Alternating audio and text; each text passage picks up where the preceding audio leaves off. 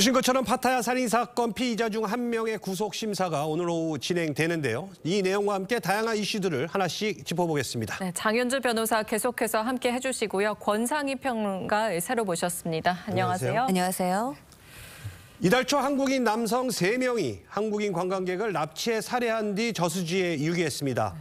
경찰은 피의자 중 한 명이 20대 남성을 전북 정읍시 거주지에서 검거가 했는데 그런데 경찰이 이 피의자에게 살인 혐의가 아니라 살인 방조 혐의를 적용했다고요? 네, 근데 결론부터 말씀드리자면 이 살인 방조 혐의가 지금 최종 혐의는 당연히 아닙니다. 일단 이 공범이 3명으로 알려져 있는데요. 한 명이 지금 정읍에서 붙잡힌 건데 구속영장을 신청하기 위한 혐의로 일단은 살인 방조 혐의를 적시를 한 겁니다. 네. 이게 왜 그러냐면 일단 지금 이 구속영장이 청구된 이 피의자가 사실 자신은 그 현장에는 있었지만 살인 행위에는 가담하지 않았다라고 지금 부인을 하고 있거든요. 네. 물론 그렇지만 수사기관이 그 말만 믿고 살인 방조를 끝내겠다는 취지는 아닙니다. 다만 구속영장을 청구해서 영장을 발부받기 위해서는 범행 혐의가 소명이 돼야 되는데 지금까지로는 살인 방조, 그러니까 도와준 부분에 대해서는 혐의가 소명이 되기 때문에 일단 살인 방조로 구속영장을 발부받고 그 이후에 아마도 살인죄로 적용법조를 바꿔서요. 수사가 확대되지 않을까 예상이 됩니다. 네, 그럼 어제 공범 B 씨도 캄보디아에서 검거가 됐는데 아직 캄보디아에 있는 거죠? 네, 그렇습니다. 지난 14일 새벽 캄보디아 프놈펜에서 경찰 주재관과 또 현지 경찰의 공조를 통해서 피의자 B 씨가 검거된 상황인데요. 현재 B 씨 캄보디아 경찰에 구금돼 있습니다. 경찰청, 이 캄보디아와 태국 경찰청과 이 용의자의 국내 송환을 협의할 계획이고요. 송환하게 되면 경남 경찰청으로 압송해서 수사를 이어갈 방침입니다. 그럼 이제 공범 한 명만 남았다는 건데 현재 어디에 있는지 알려졌습니까? 일단은 미얀마로 도주한 것으로 알려져 미얀마요? 합니다. 네, 그렇습니다. 그런데 이 공범 C씨가 우리 경찰과 이제 현지 사법당국들이 공조해서 지금 추적 중인데요.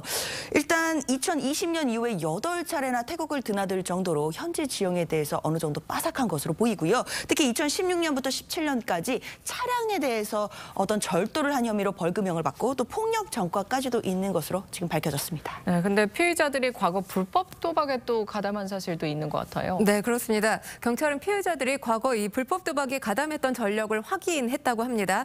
이들이 이번에도 금전과 관련된 이유로 범행을 저질렀는지를 확인하고 있는 상황인데요. 검거된 A 씨와 B 씨의 경우 이 고향 선후배 사이인 것으로 알려졌습니다. 그리고 이 도주 중인 C 씨 인근 광역시 출신인 것으로 알려졌는데 지금 A 씨 같은 경우는 지난 3월에 사업 제안을 받고 태국을 방문해서 현재 계속 머물러 있었던 것으로 알려집니다.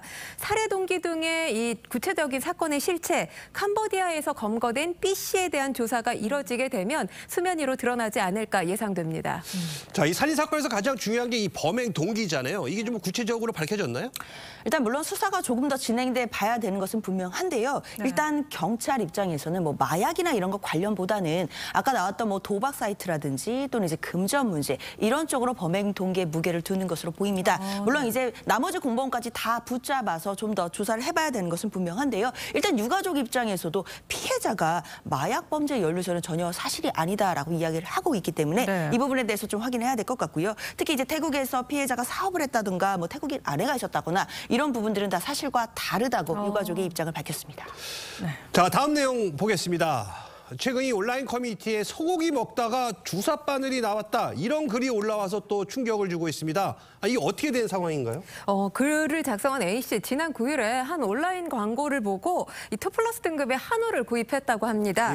A 씨 주말에 남편과 함께 고기를 구워 먹었는데 먹던 중에 뭔가 딱딱한 게 씹혔다고 해요. 그래서 뱉었다고 합니다. 처음엔 작은 철심이라서 크게 상관하지 않고 고기를 계속 남편과 구워 먹었는데 그런데 뭔가가 또 씹혔다고 합니다. 그래서 뱉었더니 주사 바늘침, 뾰족한 앞머리가 나왔던 겁니다. 네, 그런데 바늘 조각을 삼킨 것 같아요. 네, 그렇습니다. 일단 A 씨는 바로 식사를 중단을 했죠. 그리고 고기를 이제 가위로 계속 잘라본 겁니다. 혹시 바늘 조각이 또 나올 수도 있으니까요. 그런데 다행히 바늘 조각이 나오지는 않았지만 이미 600g 중에 400g을 먹은 상태였기 때문에 혹시 삼켰을 가능성을 대비해서 응급실에 가본 겁니다. 가서 엑스레이를 촬영을 했더니 A 씨는 다행히 멀쩡 결정했지만 네. 남편의 위장에서 바늘 조각으로 저렇게 추정이 되는 발견됐군요. 이물질이 나왔습니다. 네, 엑스레이 사진인데요. 저기 보면 저게 바늘로 추정이 되는 이물질이 지금 사진에 찍힌 겁니다.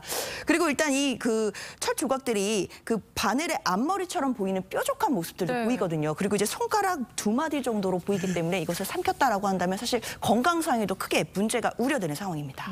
그런데 이 A씨가 판매업체에 문의했더니 이 예상과 다른 반응을 보였다고요? 네, 그렇습니다. 주말이라서 통화가 안 됐다고 해요. 그래서 관련해서 상담글을 남겼더니 월요일 오전에 남편한테 전화가 왔다고 합니다. 판매업자가 저런 게 나올 리가 없다면서 사과 한마디 제대로 하지 않았던 것으로 지금 알려지고 있는데요. 네. 알아보고 연락해주겠다고 해서 하루 종일 기다렸는데 저녁 때쯤 이 퇴근 시간쯤 돼서 연락이 와서 이 환불과 함께 병원 진료 영수증 첨부하면 이 관련해서 처리해주겠다 이렇게 이야기를 했다고 합니다. 근데 중요한 게 그렇게 해서 문제가 끝날 게 아니지 않습니까? 예. 이 삼킨 바늘이 혹시라도 내장을 찌르거나 또 박혀서 저 바늘침이 나오지 않게 되면 어떡할까? 사실 남편이 굉장히 걱정을 하는 상황이기 때문에 밤잠도 못 이루고 있고요. 병원에 매일 찾아가서 경과를 살펴보고 있다고 합니다. 지금 꽤 큰 크기에 좀 끝에 뾰족한 거 보니까 꽤 위험할 것 같거든요.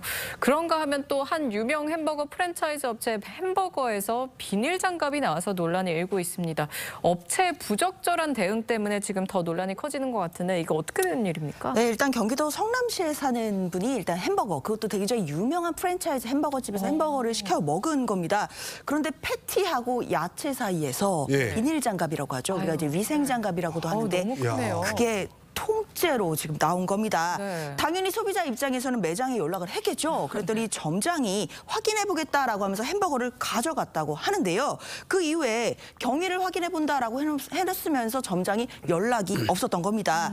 그래서 일단 소비자가 점장에게 다시 연락을 했더니 직원에게 물어봤더니 그럴 리가 없다고 했고 위생장갑을 쓰지 않는다라고 했다면서 음식을 먹고 배탈이 난 게 아니니까 보상해줄 수 없다는 답변을 했다고 합니다. 네. 심지어는 이 점장이 통화를 하면서도 굉장히 좀 성의 없이 전화를 받았다라는 지적까지 나왔습니다. 그런데 이 점장뿐만 아니라 프랜차이즈 본사의 대응도 문제가 있다고요? 네, 본사 고객센터로 항의를 했는데요. 본사 며칠 뒤에 조리 과정에서 직원 실수로 저 위생장갑 들어간 것 사과를 했다고 합니다. 그런데 문제는 음식 먹고 탈이 난 게 아니기 때문에 배상해 줄 수는 없다. 그러니까 관련해서 보상 책임은 없다라는 취지로 발언을 한 겁니다. B 씨가 이 사실 언론에 알리겠다 이렇게 목소리를 냈더니 고객센터 측이 사실대로만 제보해라 이렇게 당당하게 이야기를 했다고 합니다. B 씨는 이 사실을 식약처에 신고를 했고요. 식약처에 통보를 받은 이 관할구청 불 씨의 매장에 대한 조사를 나갔는데요. B 씨의 햄버거 조리 과정에서 실수로 비닐 장갑이 들어가 있었던 것을 확인했습니다. 매장 측은 구청의 문제 지적에 잘못을 실토했다고 합니다. 지금 먹다가 나온 것도 화가 나는데 저런 반응이 나오면 사실 더 황당할 것 같거든요. 근데 본사가 거짓말을 또 했다고 해요? 그렇습니다. 그러니까 언론 취재가 시작이 되니까요. 예. 본사에서 거짓말한 것 아니냐라는 지금 논란까지 나오고 있습니다. 왜냐하면 이 B 씨가 얼마의 보상금을 원하는지를 물어봤는데 대답을 안 해서 지금 합의가 안 된 거다라는 취지로 얘기를 했다는 거예요. 예. 그렇지만 햄버거 업체 매장과 본사는 모두 B 씨에게 음식을 먹고 배탈이 나야만 치료비를 보상해 줄 수 있다. 근데 그런 경우가 아니기 때문에 금전 보상을 못 해준다라고 확실히 이야기를 했다라고 하거든요. 그렇기 때문에 좀 거짓말 논란이 나오는 거고, 그래서 본사 관계자는 내부 보고상에서의 어떤 잘못된 과정들이 있었다라는 점을 다소 인정을 했는데요. 앞으로 이제 적절한 사과와 또 치료와 보상을 하겠다라고 지금 입장을 밝히긴 했습니다. 알겠습니다. 자, 다음 내용 보도록 하겠습니다. 자, 이번에는 이 배우 마동석 주연의 액션 영화 이 범죄도시 4가 1000만 영화의 반열에 올랐다. 이런 소식입니다. 이 배우 마동석 씨의 감사 인사 먼저 들어보시죠. 안녕하세요, 마동석입니다. 저희 범죄도시 4가 드디어 1000만이 넘었습니다. 이로써 범죄도시 시리즈가 총 4000만이 넘었다고 하네요. 앞으로도 더욱 진화되고 더 재미있는 시리즈를 위해 최선을 다하겠습니다. 범죄 없는 도시, 범죄 없는 세상이 되었으면 좋겠습니다. 여러분 감사합니다. 이번 범죄도시 4의 1000만 돌파가 기념비적인 이유가 따로 있다고 합니다. 이 한국 영화 시리즈 최초로 트리플 1000만을 달성했다고요? 네, 그렇습니다. 2022년에 범죄도시 2가 개봉되고 그 다음에 그러니까 지난해 3가 개봉되고 이번에 4번째 시리즈가 개봉된 건데 네. 연이어 지금 1000만 관객을 동원한 겁니다. 뭐 한국 영화 하면 사실 시리즈 영화 제작이 잘 되지 않고 있는 상황이거든요. 맞아요. 예. 그런 상황에서 정말 기념비적인 기록을 만들어냈다 이렇게 말씀드릴 수가 있는데요. 국내 개봉작 중에서 3편의 1000만 영화를 낸 시리즈 하면 헐리우드 영화 어벤져스 시리즈가 유일합니다. 예. 1000만 영화가 되는데 걸린 시간도 상당히 짧았는데 이 2번째 시리즈와 3번째 시리즈 같은 경우는 각각 25일, 개봉 25일째만 그리고 32일째에 1000만 영화가 됐는데 이번 4번째 시리즈 같은 경우는 개봉 22일째 1000만 관객을 달성하게 된 겁니다. 그래서 지금 범죄도시 첫 번째 시리즈부터 이번 4번째 시리즈까지 토탈 4000만 관객 이상이 본 겁니다. 와. 네, 그런데 배우 마동석 씨가 출연한 이 1000만 영화 이게 무려 6편이나 된다고 해요? 그러게 말이요. 저도 이번에 알았어요. 네. 이렇게 많았구나. 다시 정리를 해보면요. 일단 2016년에 부산행 있었고요. 그리고 신과 함께 재화별 있었습니다. 그리고 신과 함께 인과연도 있었고요. 그다음에 범죄도시 2, 그리고 범죄도시 3, 그다음에 이번 범죄도시 4까지 무려 6편이나 1000만 영화에 지금 등장한 어마어마하네요. 배우가 됐습니다. 한국 배우로는 최다 기록이라고 하고요. 그야말로 흥행 보증 수표로 자리매김했습니다. 자, 오늘이 뭐 부처님 오신 날이기도 하지만 사실 오늘이 또 스승의 날입니다. 이번에 전해드릴 내용은요. 이 학생들을 마치 자식처럼 아끼던 이 50대 교사가 이 스승의 날을 앞두고 4명에게 새 삶을 준 뒤 하늘의 별이 됐다는 소식입니다. 자, 일단 어떻게 된 일인가요? 35년 동안 중학교 또 고등학교에서 영어 교사로 근무했던 전북 무주고등학교의 이영주 교감 선생님의 이야기인데요. 예. 지난 7일 승진 연수를 받으러 짐을 챙기던 중에 자택에서 쓰러졌습니다. 병원으로 급히 이송됐는데 의식을 회복하지 못하고 뇌사 상태에 빠졌습니다.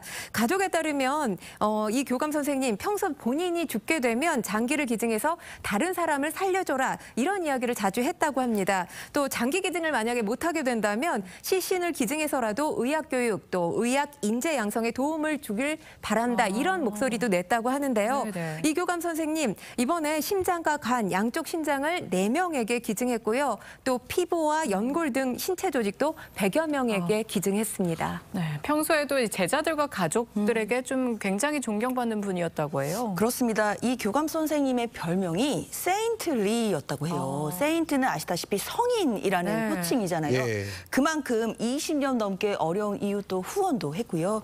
특히 이제 생활이 어렵거나 학교 생활에 잘 적응 못하는 학생들에 대해서도 크게 마음을 써주신 그런 성품 덕분이었다고 합니다. 아들 결혜 씨가요. 타인을 위해 헌신하고 가족을 위해 최선을 다했던 아버지를 기억하고 본받겠다라는 또 소회를 밝혔습니다. 네. 알겠습니다. 두 분과는 여기서 인사 나누겠습니다. 감사합니다. 감사합니다.